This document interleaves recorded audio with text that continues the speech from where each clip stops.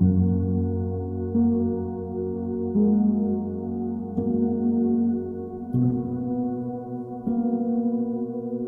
dimanche de l'Avent.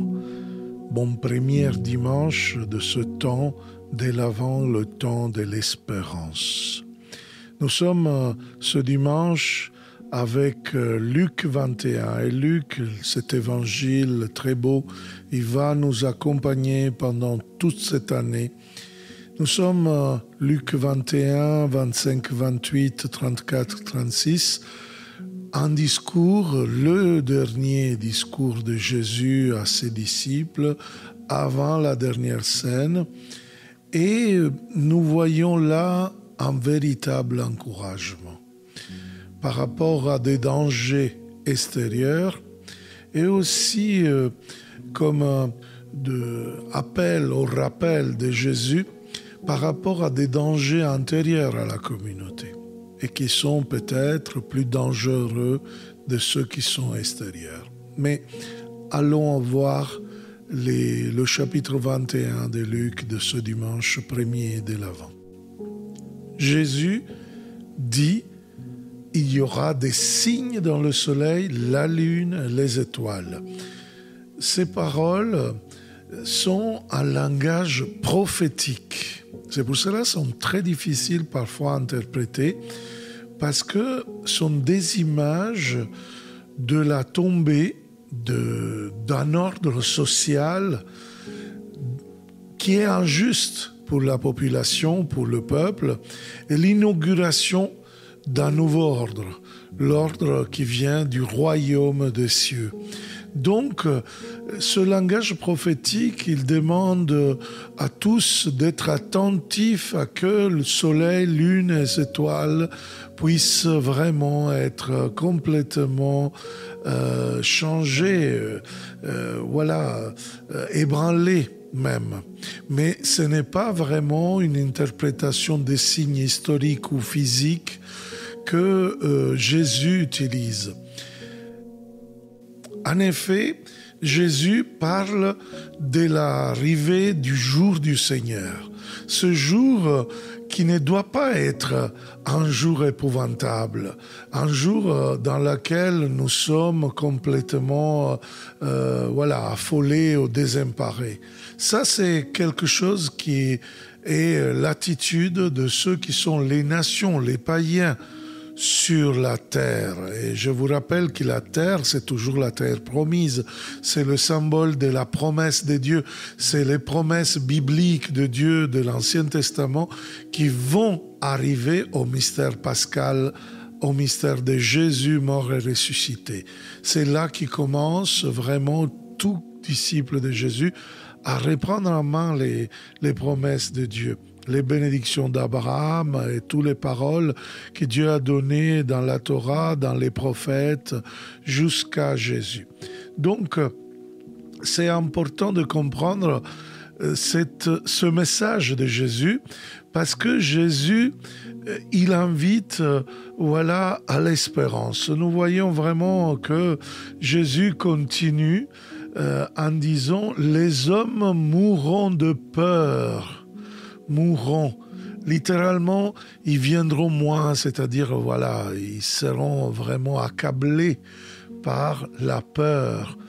Et dans l'attente de ce qui doit arriver au monde.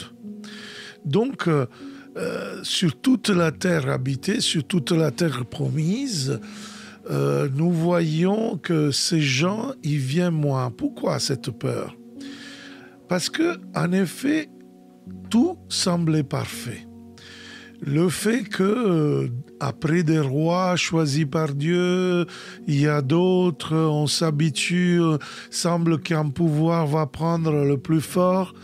Il y a quelque chose qui semble venir toujours résoudre les problèmes, mais le peuple n'a pas cette sensation, cette perception. En effet, tout semble parfait, immuable, éternel, mais ce n'est pas ça, ce n'est pas vrai. Tout ce qui semblait vrai se démontre vraiment faux. Tout ce qui semblait sacré c'est complètement impur. C'est ça un peu qui est le païanisme. Dans les mots de Jésus, les nations qui sont effrayées de la peur parce qu'ils font expérience de quelque chose qui est complètement pas mis en place, mais ils sont complètement confondus. Et donc, ils attendent vraiment la révélation de quelque chose d'important. Nous savons bien que Jésus va parler du jour du Seigneur. Et c'était inimaginable penser l'humanité sans l'organisation impeccable de l'Empire romain. Vous comprenez que donc Jésus... il parle de quelque chose qui, en effet, même à un certain moment, Saint Augustin, en voyant les premiers tremblements de l'Empire romain, il pensait que c'était la fin du monde. Donc, même au temps de Jésus, quelqu'un pense, voilà, comment on va faire.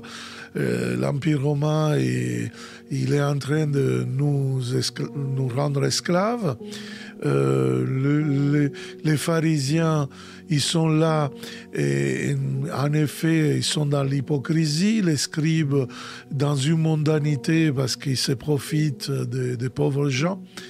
Et Jésus déclara que toutes ces structures de pouvoir qui oppriment, et je dirais presque écrasent l'homme, le peuple, seront complètement, seront ébranlés. C'est ça les puissances des cieux, c'est ça les étoiles. Ce sont des étoiles qui prennent la lumière de l'unique soleil qui est Jésus.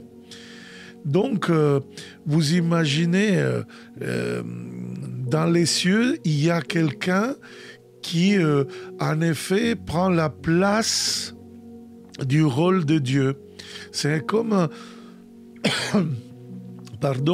c'est comme si vraiment Jésus utilise ces images pour nous dire, vous voyez, sont des puissances qui veulent pour soi le droit de vie et de mort sur les personnes. C'est pour cela qu'ils seront ébranlés. Et donc, grâce à l'annonce de l'Évangile, grâce à l'annonce de la bonne nouvelle, je vous répète, c'est une bonne nouvelle, l'Évangile, se démontrera cette fausseté de ces royaumes, de ces pouvoirs, et ils commenceront justement à trembler. C'est alors que nous voyons que Jésus dit « alors on verra ». Qui on ? S'il y aurait dit « les disciples verront », alors ils auraient dit « vous verrez ». Mais il utilise vraiment la troisième personne plurielle qui en français on a traduit avec on verra qui le Fils de l'homme. Donc, c'est ces puissances, toutes ces personnes qui ont le pouvoir ébranlé, eux, ils verront justement le Fils de l'homme venir dans une nuée avec puissance et grande gloire. Vous voyez, il utilise une prophétie du prophète Daniel au chapitre 7 de ce livre, où, avec son langage prophétique aussi, le prophète Daniel proclame une vision qu'il a, et il voit que de la mer arrivent 4 bêtes, une plus monstrueuse, plus féroce de l'autre, et sont 4 bêtes, en effet, qui sont l'image des 4 puissances que le peuple d'Israël va subir, justement en commençant par les Babyloniens, les Mèdes, les Persiens, jusqu'aux Grecs de Alexandre le Grand, qui va continuer avec l'Empire romain. Mais bon, au temps de Daniel, on n'a pas encore l'Empire romain. Donc, vous voyez, Jésus fait une citation d'une prophétie que dans le temps de Jésus était très célèbre parce qu'on parlait beaucoup de ce Messie qui était le Fils de l'homme, c'est-à-dire de l'homme vraiment dans la plénitude, vraiment dans cette puissance qui vient dans la gloire que Dieu voulait donner à Adam, mais Adam, à cause du péché originel, n'a pas pu recevoir. Alors ce Messie, avec son onction, avec sa bénédiction de Dieu le Père, va justement pouvoir être vraiment celui qui va délivrer, qui va donner l'espérance vraiment au peuple. Pas le même type d'espoir humain que le peuple a eu en voyant ce pouvoir, les Babyloniens, je vous répète, les Mèdes, les Persiens, les Grecs, parce que toutefois ce pouvoir était plus fort, oui, mais en effet, la situation est devenue de pire en pire.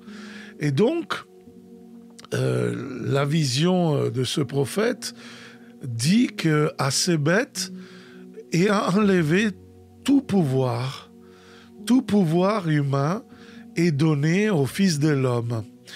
Et donc, vous comprenez bien que c'est un homme qui a une condition surnaturelle.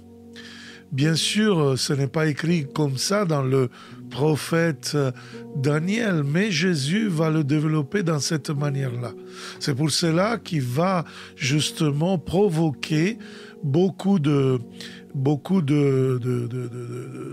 refus autant de théologiens, des scribes et pharisiens, parce que justement, ils ne l'acceptaient pas.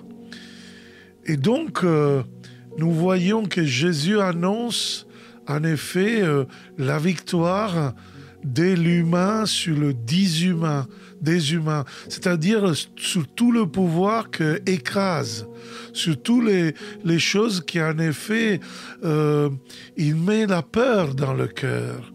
Jésus ne veut pas que nous soyons effrayés. Jésus veut vraiment mettre en nous l'espérance. Et là, nous sommes dans le temps de l'Avent, le temps de l'attente de ce Fils de l'homme, de ce Messie d'Israël qui s'est fait tout petit, tout humble pour nous tracer la route, c'est-à-dire la route de donner sens au fait que nous sommes affolés, au fait que nous sommes désemparés, pour justement donner sens, signification à notre vie. La vie parfois peut être vraiment difficile. Ce samedi, j'ai célébré la messe à la prison et vraiment je voyais l'espérance dans les yeux de ces gens qui ont une condamnation à perpétuité ou beaucoup des années à passer en prison. Et dès que je suis rentré, j'ai entendu beaucoup de meutes, beaucoup de fracas, de gens qui se rebellaient, des manifestations. Eh bien, même en prison, actuellement, il y a beaucoup de fracas, frères et sœurs. Nous le voyons dans nos villes où il y a beaucoup de divisions dans les familles, dans l'église, dans les gens, l'un contre l'autre, pour le vaccin, pour le Covid, pour des raisons, pour le rapport CIAZé. Les prêtres sont comme ça, les prêtres non. Frères et sœurs, ne vous faites pas avoir de l'aliénation de ce moment. Le temps de l'Avent va vraiment, je pense, nous sauver. Et nous donne la possibilité vraiment d'attendre ce Fils de l'homme venir avec une puissance différente. Vous savez, la puissance de Jésus, c'est une puissance exousia, ce n'est pas le kratos des puissances du monde. Ce sont deux mots différents dans l'évangile en grec, parce que le kratos, c'est la domination, c'est l'écrasement. Et donc, c'est un peu la manipulation. Et Jésus n'a pas ce pouvoir, il a l'exousia, c'est-à-dire cette possibilité. Il fait devenir les temps difficiles, les temps où on est désemparé. Je répète un peu l'évangile de Luc qui nous dit « Les nations seront affolées, désemparées ». Aujourd'hui, on est tous, comme des païens, affolés, désemparés. Vraiment, Jésus prend l'opportunité de ça et il nous donne la possibilité, il change cette situation en quelque chose qui nous fait faire justement l'expérience de sa gloire. Qu'est-ce que c'est sa gloire? Sinon, simplement, le fait que nous faisons expérience sensible, expérience tangible, expérience avec l'essence du fait que Jésus vient, que Jésus donne vraiment un sens à notre souffrance. Donc, dans les lignes tordues, dans les lignes complètement bizarres, parfois on ne les comprend pas, on se rebelle, on est en souffrance, Jésus vient. Et vient nous donner justement la possibilité de voir Dieu écrire droit. Et donc la vie qui est compliquée devient belle en lui, par lui et avec lui. Vous voyez, donc c'est pour cela qu'il va dire, quand ces événements commenceront, redressez-vous et relevez la tête. Redressez-vous, vous le comprenez bien, c'est le verbe de la résurrection, c'est se mettre debout. En effet, Luc va l'utiliser une autre fois dans le chapitre 13, verset 11, quand on est devant la femme qui est courbe et il dit qu'il ne pouvait pas se redresser, eh bien, ne pouvait pas lever la tête dans aucune manière. Donc, ça veut dire que il faut vraiment... Jésus nous demande de faire un petit effort, comme dit le pasteur Rick Warren, d'accueillir la souffrance de ce petit moment en court terme pour rentrer vraiment dans les biens, dans le gain à long terme. Le long terme, c'est justement cette espérance qui nous fait voir la vie éternelle, le royaume des cieux. C'est pour cela qu'il nous enlève la tête. C'est pour cela qu'il l'annonce de Jésus, nous annonce que la libération est proche. Vous voyez, même le diable n'a pas le pouvoir pour toujours dans notre vie, même si nous sommes dans le combat spirituel, même si parfois ces souffrances, ces manières qui nous confondent, nous désemparent, nous affolent, oui, nous absorbent même les énergies. Eh bien, Jésus nous communique son énergie à lui, l'énergie du Saint-Esprit. L'énergie, c'est-à-dire le cœur, l'amour, la force. Lui ne soumet personne. Lui ne veut pas écraser comme les autres puissances. Il veut vraiment nous relever, nous ressusciter. Il veut vraiment nous rassurer des dangers extérieurs. Il n'y aura pas de fin du monde. Je ne sais pas s'il y aura une fin de l'histoire, moi j'en sais rien. Mais de toute façon, on ne le trouve pas dans la Bible.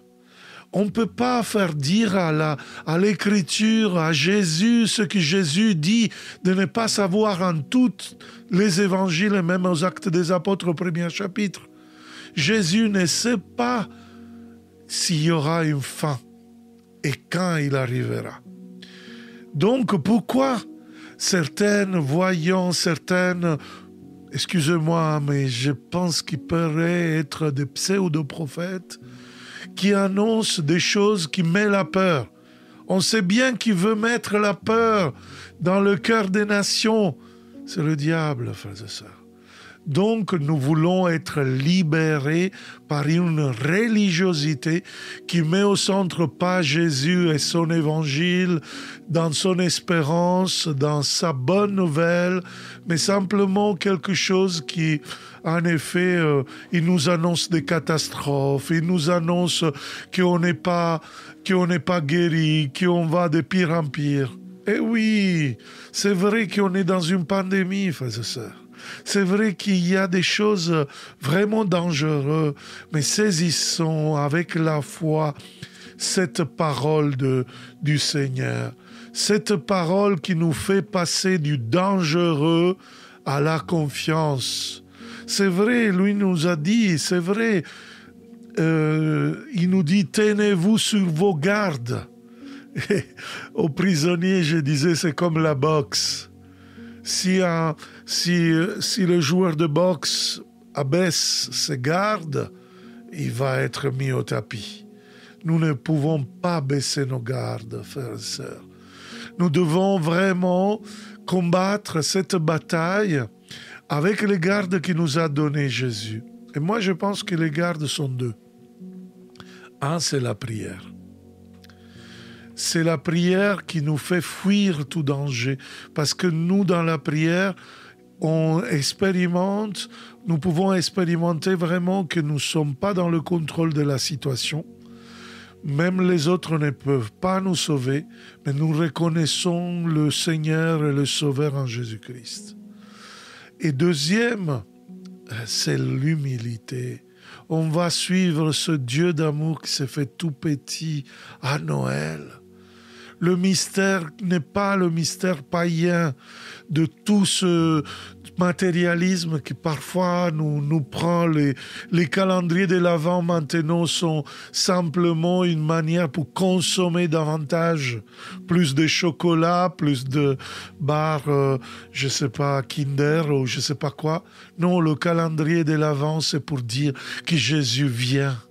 Que Jésus va venir. Maranatha, Jésus, je désire que tu viennes dans mon cœur et je veux pas, je veux rester éveillé, réveillé.